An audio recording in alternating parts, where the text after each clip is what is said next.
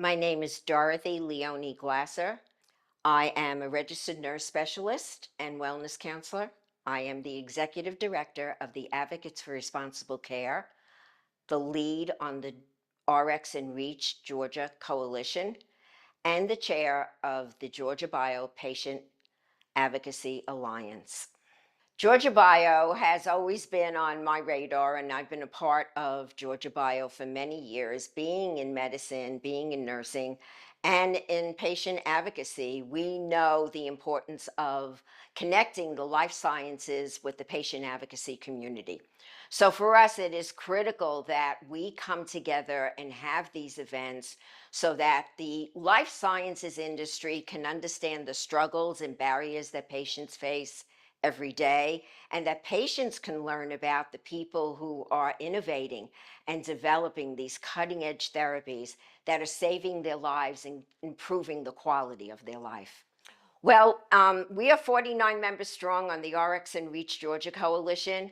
So we really advocate for all diseases, for children through seniors. But personally, at the age of 19, I was diagnosed with systemic lupus. And I was wheelchair bound and bedridden. I had a stroke, a heart attack, seizures, and kidney failure. I completed my nursing degree on crutches.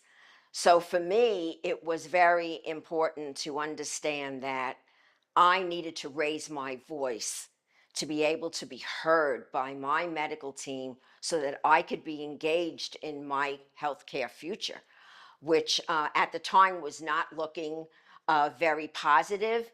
But I learned that over time, it was really important to have a team approach to help the patient understand what is happening and then what resources are available.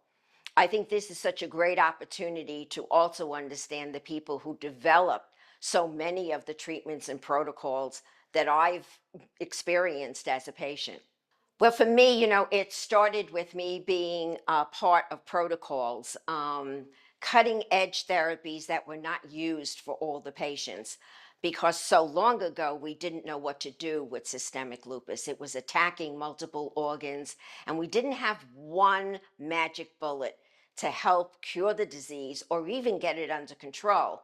Later, when I was diagnosed with cancer, it also became important for me to become part of the life sciences community to learn about innovative treatments that I might be able to take advantage of.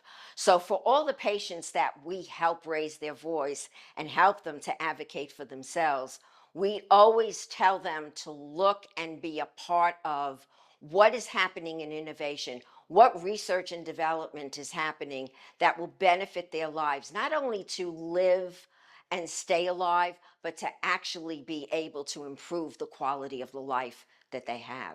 I think what's so important is for us to help the patient's voice to be stronger. It's part of why we do summits like this.